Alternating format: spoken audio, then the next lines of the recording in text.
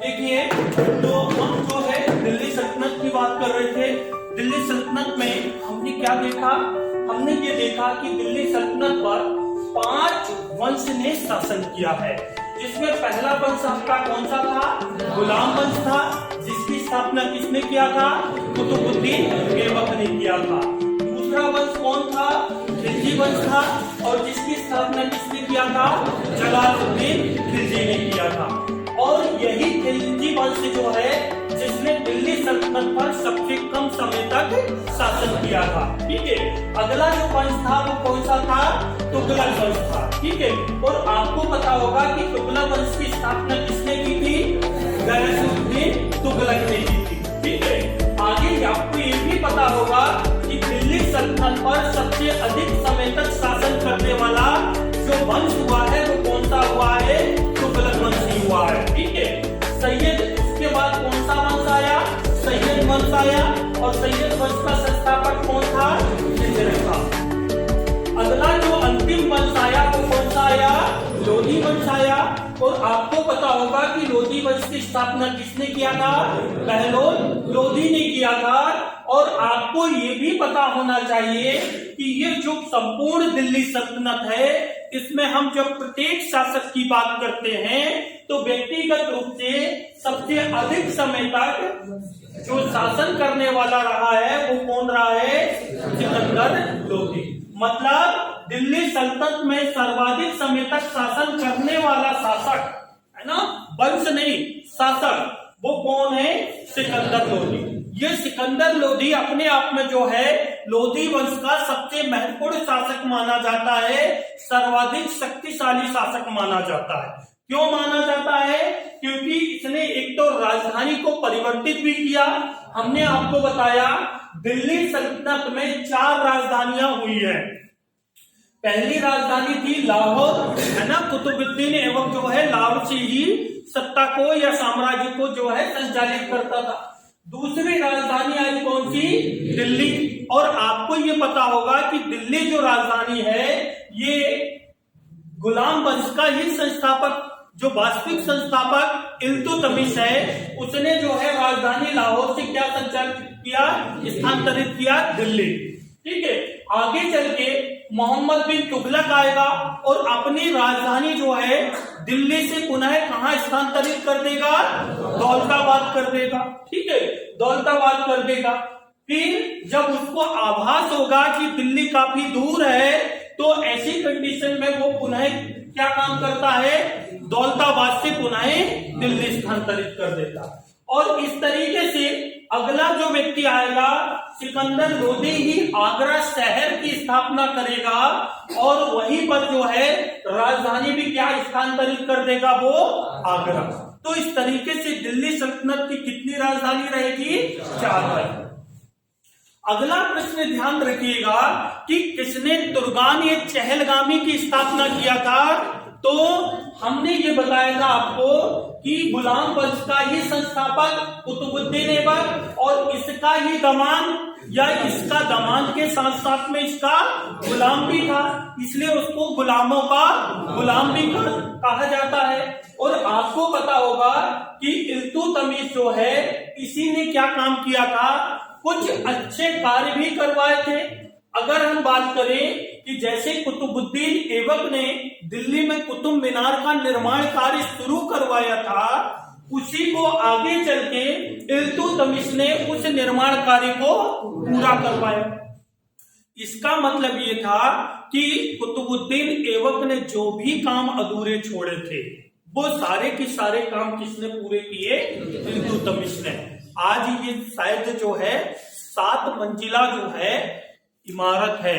आगे चल के आप देखोगे कुछ अन्य शासक आएंगे वो और ज्यादा जो है जीर्णोद्धार करवाएंगे किसके? कुतुब मीनार के। ठीक है, चलिए यहाँ पर तुर्गान ये चहलगामी, इसके अलावा इसने क्या काम किया?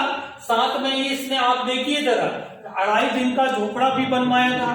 बख्तियार जो खिलजी थे, ठीक है, उनकी स्मृति में क्या है। और इसके अलावा आगे देखिए जरा, जब आगे हम बात करेंगे इल्तुतमिश के बाद जो है इस वंश में एक ऐसी महिला रहेगी जो शासिका भी रहेगी। और दिल्ली सल्तनत में पहली महिला मुस्लिम शासिका होने का गौरव प्राप्त होगा किसको? रजिया सुल्तान को। यही रजिया सुल्तान जो है कुल्हे और टोपी की बात करेगी, अर्थात अब जो है बुर्खा वगैरह जो पर्दा प्रथा इसको ये त्याग देगी। ठीक है, जो हिजाब की अभी बात चल रही है, ठीक है, आप देख रहे होंगे। चलिए उस पर अभी ज्यादा चर्चा नहीं करते हैं, ठीक है, मुद्दा बहुत गरमाया हुआ है। अरे छोटे से मुद्दे को कभी कभी ऐसा चिंगारी मिल जाती है कि वो बिल्कुल जो है, जैसे अभी अपन देखें कि गर्मी का सीजन है ना, छोटी सी चिंगारी कैसे जो है पूरी फसलों को या जंगल को नष्ट कर देती है, वैसी स्थिति होगी है हमारे यहाँ। और वैसे क्या है, अभी चुनाव चल रहा है तो राजनीतिक माहौल भी, ठीक है।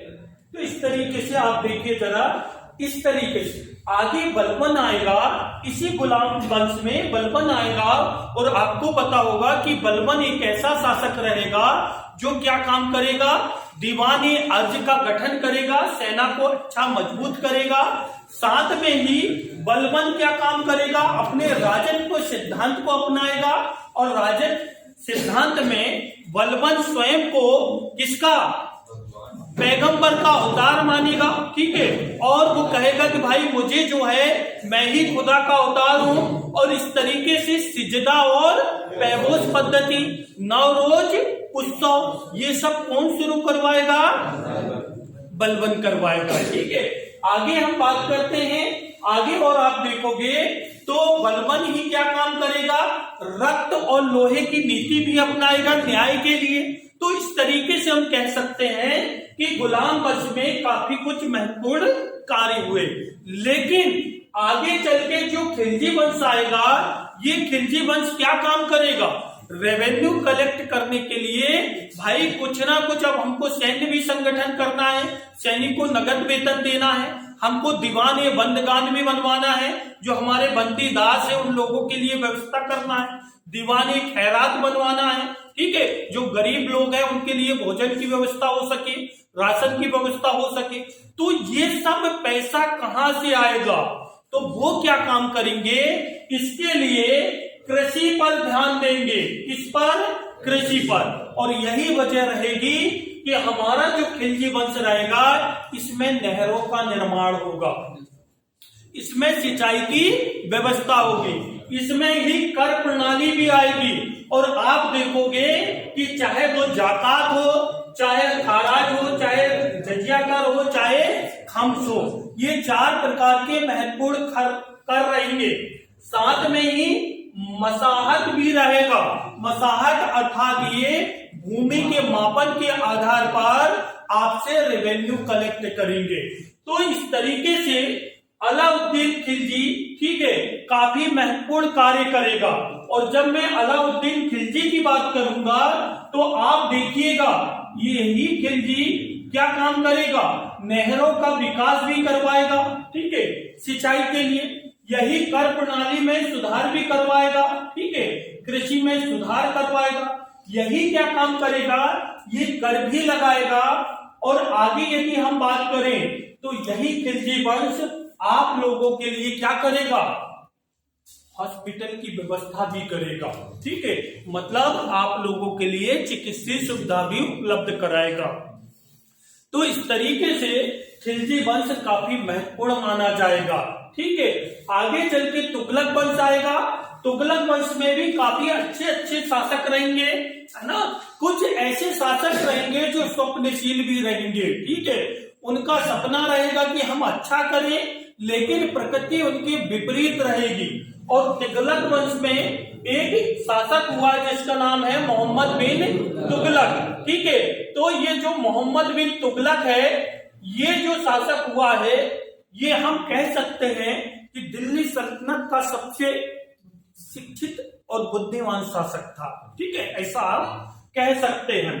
लेकिन इसकी जो नीतियां रही हैं, इन नीतियों की वजह से ये इसको जो है काफी जो है जो साम्राज्य की जो स्थिति होनी चाहिए, जो एक शासक की स्थिति होनी चाहिए, वो परिस्थितिवश वैसी नहीं हो पाएगी। और यही वजह है कि आप देखिए जब ये क्या काम करेगा, पहला राजधानी चेंज करेगा, ठीक है, तो दिक्कत आएगी, ठीक है, क्योंकि प्रॉपर तरीके से जो है प्रशासन को नहीं संभाल पाएगा, ठीक है, और क्योंकि राजधानी कहां कर देता है, दिल्ली से दौलताबाद। दूसरी चीज ये क्या काम करेगा, कर वृद्धि करेगा, लेकिन जब ये करों में वृद्धि करेगा तो उसी समय क्या पड़ जाएगा, आकाल, और जब भीषण आकाल पड़ जाएगा तो क्या स्थिति निर्मित होगी यहाँ पर, भाई किसान जो है टैक्स देने से फिर जो है वंचित हो जाएंगे, भाई वो टैक्स नहीं देंगे। क्यों नहीं देंगे, क्योंकि जब उत्पादन ही नहीं हुआ फिर क्या काम करेगा राजा, अनाप से वसूल करेगा, तो फिर क्या होगा, गलत संदेश जाएगा, राजा की नकारात्मक छवि होगी यहाँ पर, ठीक है। तो इस तरीके से जो है कर वृद्धि। अगली हम जब बात करें तो ये क्या काम करता है, मुद्रा, ठीक है, क्या मुद्रा का मूल्य, नई मुद्रा जारी करता है, ठीक है, क्या बोलते हैं, चलिए मुद्रा को जब ये जारी करता है, तांबे के जो है सिक्के वगैरह ये चलवाता है, तो फिर क्या होता है, मार्केट में डुप्लीकेट सिक्के आ जाते हैं, ठीक है। तो ऐसी कंडीशन में इसको क्या बोलते हैं, विमुद्रीकरण। अभी हुआ था हमारे यहाँ कब, 2016। आप देखिए तो मार्केट में डुप्लीकेट जो है क्या आ जाएंगे, सिक्के आ जाएंगे, पुनः इसको क्या काम करना पड़ेगा, अपने चांदी के। अब भैया क्या काम करो, जब मार्केट में तांबे के बहुत ज्यादा सिक्के आ गए, डुप्लीकेट भी, तो अब क्या होगा, महंगाई बढ़ेगी, ठीक है, बहुत सारी चीजें होंगी। तो ऐसी कंडीशन में क्या होगा, अब मजबूरन इसको क्या काम करना पड़ेगा, ये कहेगा कि पुरानी मुद्रा लेकर आओ और नई मुद्रा ले जाओ। और ऐसी कंडीशन में इतना बेवकूफी करेगा ये कि भाई चांदी के जो टका रहेंगे, ठीक है, चांदी के टका ये जो है बांटते जाएगा और तांबे को जो है कलेक्ट करवाते जाएगा, ठीक है। तो इस तरीके से पूरा की पूरा राजकोष क्या हो जाएगा, खाली हो जाएगा। तो इस तरीके से जो है इसकी कुछ और कुछ ऐसे जो है, चाहे हम कुरासन की बात करें या कुछ अन्य उसकी बात करें, इसके सैन्य अभियान की, जब ये सैन्य अभियान की बात करें, जब ये साउथ इंडिया में जाएगा, लेकिन जाएगा तो नहीं, साथ में पहुंचाएगा कुछ लोगों को। तो आप देखिए जरा, ये जब अटैक करेगा और इसके लिए इसको किस चीज की जरूरत है, सैनिकों। तो ये सैनिकों इतनी ज्यादा भर्ती कर लेगा और सबको क्या काम करेगा, एडवांस भुगतान कर देगा, ठीक है। लगभग ये माना जाता है, इतिहासकार मानते हैं कि 3,70,000 सैनिक को जो है ये पहुंचाएगा अभियान के लिए, लेकिन सबको नगद वेतन दे देगा। और दिक्कत ये होगी कि इसके सैनिक जो है ये रास्ता भटक जाएंगे, ठीक है, जंगलों में, तो कोई कहीं कोई कहीं, इस तरीके से जो ही ये माना जाता है कि मात्र 370 सैनिक ही वापस आएंगे, ठीक है। तो इस तरीके से इसने जो है जो अपना पैसा एडवांस दिया था उसमें भी इसको जो है राज्य का कोष खाली हो गया, और जब राज्य कोष खाली हो जाएगा तो क्या होगा, फिर बेहतर तरीके से आप लोक कल्याणकारी योजनाओं को संचालित नहीं कर पाओगे। यही वजह है कि शिक्षित होते हुए भी, समझदार होते हुए भी व्यक्ति कैसा रहा, स्वप्नशील रहा, ठीक है, स्वप्नशील रहा, मतलब इसीलिए इसको पागल संकी की भी संज्ञा दी गई है। पागल संकी इसलिए कि पहले कह रहे थे मम्मी पापा, है ना, नहीं माने, ठीक है, अब भटक रहे हैं, वही स्थिति यहाँ पर भी है। इसको समझाएंगे कुछ लोग, नहीं मानेगा, अकेला प्रवृत्ति का। यही वजह है कि आगे चल के इसको अपना साम्राज्य भी खोना पड़ेगा। लेकिन जो अगला शासक आएगा फिरोज शाह तुगलक, ठीक है, वो क्या काम करेगा, इन सारी चीजों को देखेगा तो वो टैक्स में कटौती कर देगा कि भाई किसानों को समस्याएं उत्पन्न हो रही है, तो इस तरीके से साथ में ही वो क्या काम करेगा, काफी अच्छे अच्छे काम भी करवाएगा और ज्यादा नहरों का विकास करवाएगा। इस तरीके से तुगलक वंश में फिरोज शाह तुगलक काफी महत्वपूर्ण शासक माना जाता है, ठीक है। इसमें आपने देखा होगा, इसमें हम कंपेयर करते हैं इस वंश की, तो सब वंश की अपेक्षा ये वंश ज्यादा प्रभावी दिखाई देता है। भले ही इसने कम समय तक शासन किया है, लेकिन ज्यादा प्रभावी इसलिए दिखाई देता है क्योंकि इसने आम जनता को राहत भी दिया है। राशन व्यवस्था, जो आज वर्तमान में फूड सिक्योरिटी बिल की बात करते हैं, जो आपको 35 केजी अनाज मिलता होगा, नहीं मिलता, हाँ कुछ को मिलता होगा, कुछ को नहीं मिलता होगा, लेकिन कहीं ना कहीं अच्छी व्यवस्था जो है शुरू की गई। आज हमारे किसानों को एमएसपी मिल रहा है, ठीक है, उनकी कृषि लागत के आधार पर फसलों का मूल्य निर्धारित किया जा रहा है। तो कहीं ना कहीं वो व्यवस्था कहाँ पे दिखाई दे रही है? खिलजी वंश में। हमने बाजार नियंत्रण के साथ साथ जो है मूल्य निर्धारण की नीति भी पढ़ा है। तो इस तरीके से ये काफी महत्वपूर्ण माना जाता है, ठीक है। अब देखिए जरा आगे हम चलते हैं। यहीं पर इसके पैरेलल वे में साउथ इंडिया में जो है क्या चल रहा है? साउथ इंडिया में एक दूसरा साम्राज्य चल रहा है जो स्वतंत्र है, ठीक है। और इस तरीके से उस साम्राज्य का नाम दिया गया है विजयनगर साम्राज्य, ठीक है। और ये विजयनगर साम्राज्य की जो स्थापना की थी वो दो भाइयों ने मिलकर किए थे, हरिहर एवं बुक्का। और आपको पता होगा कि जब हरिहर की मृत्यु हो जाती है तो जो उसका अनुज होता है बुक्का, वो क्या काम करता है? प्रशासन को संचालित करता है। लेकिन आपको यहाँ से कुछ चीजें बस ध्यान रखना है, ठीक है। और वो ध्यान रखना है, एक तो किसने इस साम्राज्य की स्थापना की, ठीक है, और इसको किस नाम से जाना गया? संगम वंश। जैसे हमने कहा ना कि दिल्ली सल्तनत में 5 वंश हुए हैं, वैसे ही ध्यान रखना कि विजयनगर साम्राज्य में 4 वंश हुए हैं, जिसमें से संगम वंश है, चालुक वंश है, तुलुक वंश है और आरापिटु वंश है, ठीक है। एक चीज, संगम वंश की स्थापना किसने की? विजयनगर साम्राज्य की स्थापना। इसके अलावा यहाँ पर आपको ध्यान रखना है देवराय का, ठीक है, और देवराय फर्स्ट का। क्यों? क्योंकि देवराय फर्स्ट के समय ही आपको पता होगा इटली का एक यात्री आता है, जो प्रश्न पूछा जाता है कि किसके समय में आया था, तो इटली का एक यात्री आता है जिसका नाम है निकोलस कॉन्टी, ठीक है। तो इस तरीके से निकोलस या निकोला जो भी है, ठीक है। तो ये जो है, ये कॉन्टी जो है, ये इटली का जो है साहित्यकार होता है, जो किसके समय आता है? देवराय के समय आता है। और दूसरा और ध्यान रखना, ये पीएससी में प्रश्न पूछा गया था, ठीक है, कि देवराय जो है कहाँ का शासक था। हमारी नजरें सब नॉर्थ इंडिया की ओर जाती है, लेकिन नहीं, वो कहाँ का शासक था? साउथ इंडिया का, ठीक है, दक्षिण भारत का, ठीक है। इसी के समय 2 लोगों का नाम याद रखना, एक तो देवराय फर्स्ट का नाम याद रख लिए, मैं यहीं पे देवराय सेकंड की बात करता हूं।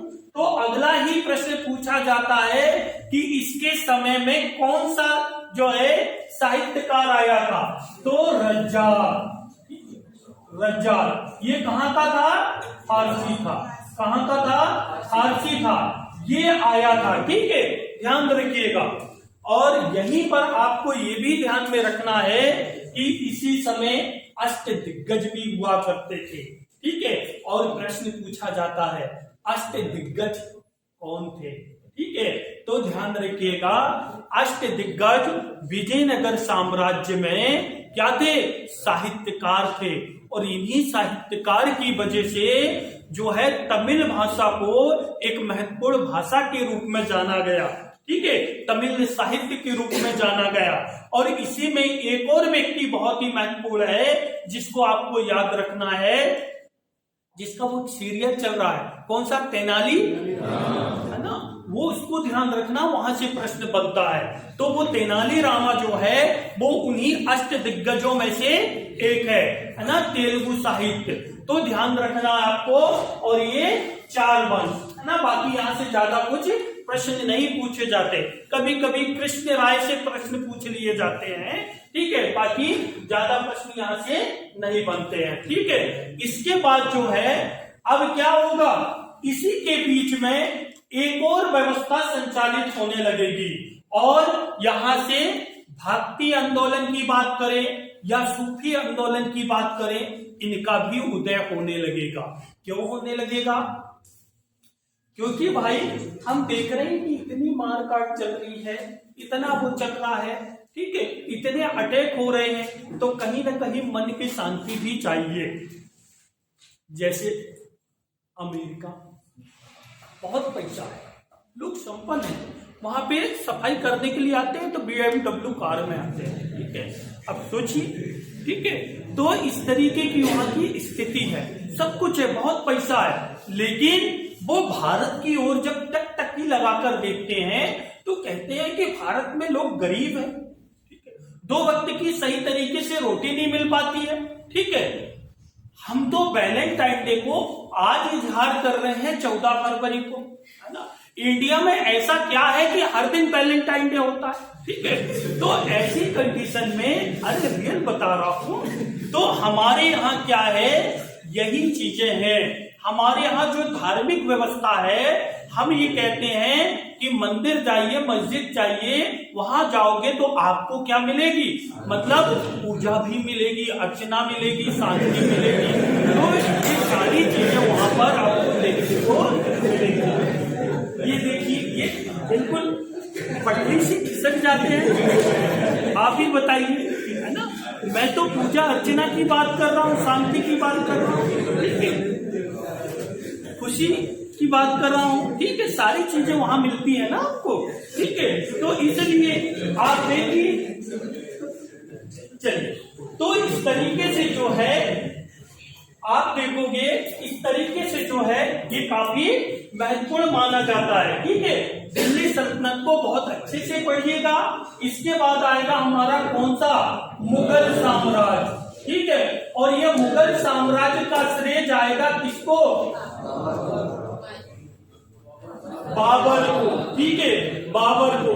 लेकिन ये भी नहीं आएगा, हमारे भारत की लालसा ही ऐसी रहेगी कि ये अपने आप आकर्षित होंगे, और नहीं होंगे तो हमारे ही व्यक्ति कहेंगे ये ज्यादा उछल रहा है, जरा आओ, ठीक है। तो ऐसी कंडीशन में क्या होगा, देखिए लोधी ही जो है आकर्षित करता ना उसको, वो खुद बुलाता है कि आप आइए, और इस तरीके से किसको पराजित करवाता है, इब्राहिम लोधी को।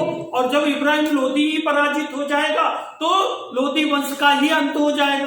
और अब मुगल शासक जो है बाबर को लगेगा कि मेरा कोई प्रतिद्वंदी ही नहीं है, ठीक है, कोई मेरा प्रतिद्वंदी ही नहीं है। तो ऐसी कंडीशन में जो है अब वो धीरे धीरे क्या करेगा, साम्राज्य का विस्तार करेगा, शादी भी तो करेगा, और जब शादी करेगा तो बच्चे भी तो पैदा होंगे, ठीक है। तो बच्चे पैदा होंगे तो एक नहीं 4 होंगे, ठीक है। तो 4 होंगे, लेकिन 4 में से 3 निकम्बे होंगे, एक अच्छा होगा, ठीक है। और वो एक अच्छा होगा तो वो इतना जो है, पहले तो वो क्या काम करेगा, थोड़ा सा अजीब किस्म का रहेगा, अटैक करेगा मुल्तान पर, सॉरी, वो अटैक करेगा चौसा की युद्ध के रूप में, कन्नौज या बिलग्राम की युद्ध में। लेकिन क्या होगा, पराजित होगा, और उसी पराजय का वो आकलन करेगा, ठीक है, उसी पराजय का वो आकलन करेगा और सोचेगा कि कहां मुझसे गलती हुई एग्जाम में, ठीक है, और कहां मुझसे गलती हुई एग्जाम में कि मैं 1-2 नंबर से रह गया। और जब वो उस चीज का आकलन करेगा तो 1555 में जो अंतिम युद्ध होगा, सरहिंद का युद्ध, उस युद्ध में वो क्या काम करेगा, वो सिकंदर सूरी को पराजित कर देगा, और इस तरीके से सूरी वंश का क्या हो जाएगा, अंत हो जाएगा। तो आप सोचिए, अगर वही गलती जो आपसे बार बार हो रही है, ठीक है, चाहे पीईबी के एग्जाम में हो या एसएससी के एग्जाम में हो, अगर बार बार वही गलती हो रही है और हम आंख मूंद कर केवल पढ़े जा रहे हैं, तो आपका भी, आप हुमायूं जैसे सफल नहीं हो पाओगे। क्यों नहीं हो पाओगे, क्योंकि जो गलती हो रही है उस पॉइंट को आपको पहचानना है और उसको आपको क्या करना है, मजबूत करना है। ठीक है, तब जाके हम हुमायूं की तरह अंतिम युद्ध क्या करेंगे, ऐसा जीतेंगे कि पूरे उसमें जो है इतिहास में वो वंश दर्ज हो जाएगा। आप देखिए आज मुगल साम्राज्य को हम कितने अच्छे तरीके से पढ़ते हैं, हमारे साहित्यकार भी, ठीक है, उसको कितने अच्छे तरीके से क्या किया है, प्रस्तुत किया है। तो इस तरीके से आप देखोगे कि आगे चल के जो है इन्हीं का सुपुत्र होगा कौन, अकबर होगा। ठीक है, जो बहुत कम उम्र में क्या काम करेगा, साम्राज्य मतलब राज्य तिलक हो जाएगा। आप सोचिए कि कितना प्रभाव है मुगल का, कि अभी एक छोटा सा बच्चा है, राज्य तिलक हो गया है, लेकिन उसके नाम पे जो भी युद्ध लड़े जा रहे हैं, ठीक है, जो भी चीजें हो रही है वो सब कैसी हो रही है, एकदम पावरफुल हो रही है। सारे युद्ध सारे अभियान वो जीतते जा रहे हैं। ठीक है, लेकिन एक चीज आपको ये भी ध्यान में रखना होगा कि सम्राट अकबर ज्यादा पढ़ा लिखा शासक नहीं होगा, लेकिन परिस्थितियों को बहुत अच्छे से समझेगा।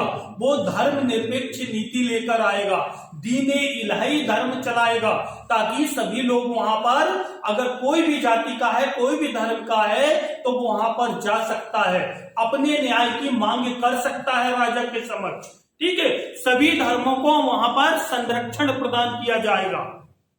दास प्रथा रहेगी, दास प्रथा जैसी चीजों को वो समाप्त कर देगा। तो कहीं ना कहीं हम कह सकते हैं कि मुगल पीरियड में जो हुआ है वो काफी अच्छा हुआ है। ठीक है, कुछ कमियां तो होती हैं, लेकिन उनके कार्य के आधार पर हम देखें, बाकी शासकों से हम तुलना करें तो मुगल पीरियड में सम्राट अकबर एक श्रेष्ठ शासक माना जाएगा। उन्हीं के दरबार में 9 रत्न भी रहेंगे। चाहे बीरबल की बात हो, अच्छा अकबर की एक खासियत और रहेगी, वो देखेगा कि आप में से बहुत सारे लोग धार्मिक यात्रा पर जाना चाहते हैं, तो जो धार्मिक कर लगाया गया था वो भी हटा दिया जाएगा। ठीक है, जो महिलाओं बच्चों पर जो कर लगाया गया था, जजिया कर, उसको भी वो समाप्त करेगा। तो ऐसे कर जो आम नागरिक को क्या करते हैं, प्रताड़ित करते हैं, ठीक है, या उसको नुकसान पहुंचाते हैं, वो सारी व्यवस्थाओं को वो क्या करेगा, समाप्त कर दे। ये वही अकबर है। जब हमारे यहाँ पुर्तगाली क्या काम करते हैं, पुर्तगाली जो है ब्लू वाटर पॉलिसी लेकर आते हैं, जबकि इतना बड़ा साम्राज्य है उसका, ठीक है, इतना बड़ा शासक है। जब ब्लू वाटर पॉलिसी पुर्तगाली लेकर आते हैं और जब ये समुद्र यात्रा में जाता है, तो आपको पता होगा ये स्वयं ही टैक्स भी चुकाता है कि भाई चलो आपने जो पॉलिसी बनाए हैं केवल मेरे लिए नहीं, अगर सबके लिए है तो मैं भी उस कर को चुकाऊंगा। ठीक है, हमारे यहाँ तो ट्रैफिक हवलदार जो है क्या काम करता है, किसी की गाड़ी रोक लेता है, भैया हेलमेट नहीं लगाया तो रुक, अभी फोन करता। ठीक है, तो पता चला कि किसी नेता या मंत्री या किसी अन्य को जो है क्या करेगा, कॉल करेगा। ठीक है, तो ये छोटी छोटी बातों पर, ठीक है, तो आप देखिए ऐसे ही हमारे देश के प्रधानमंत्री हुए हैं, जय जवान जय किसान, लाल बहादुर शास्त्री। ठीक है, जब वो ट्रेन पे सफर कर रहे थे तो आपको पता होगा इतनी भीड़ भाड़ में जनरल बॉगी में बढ़िया लेटे हुए थे ऊपर की उसमें, ठीक है, जहां लगेज रखा जाता है। टीसी गया और जब उसने देखा कि भाई ये क्या है, ठीक है, अब वही है, कभी कभी उस समय पूछते, हमारे समय में तो जनरल में बहुत ही कम, क्योंकि भीड़ पैर रखने की जगह नहीं रहती, टीसी कहां से जाएगा। ठीक है, और फिर कुछ समय पहले ऐसी गतिविधियां होती थी, ज्यादा ही वो साउथ, अभी एक मूवी आई थी चेन्नई एक्सप्रेस, है ना, उसमें देखा होगा, टीसी ने कुछ किया तो धक्का दे दिया। ठीक है, तो वही चीजें हैं। आप देखिए जब वो सफर कर रहे थे, टीसी ने देखा तो बोले नहीं नहीं आपके लिए जो है इसी में व्यवस्था करवाते। उन्होंने कहा कि नहीं, ठीक है, मुझे जो है यहीं पर सफर करना है, मैं देखना चाहता हूं कि आम जनता को क्या परेशानी होती है, और नहीं तो हमारे यहाँ तो एक छोट भैया भी आते हैं तो और बाप रे वो व्यवस्था होती है। ठीक है, चाहे हम सापना रेस्ट हाउस की, ठीक है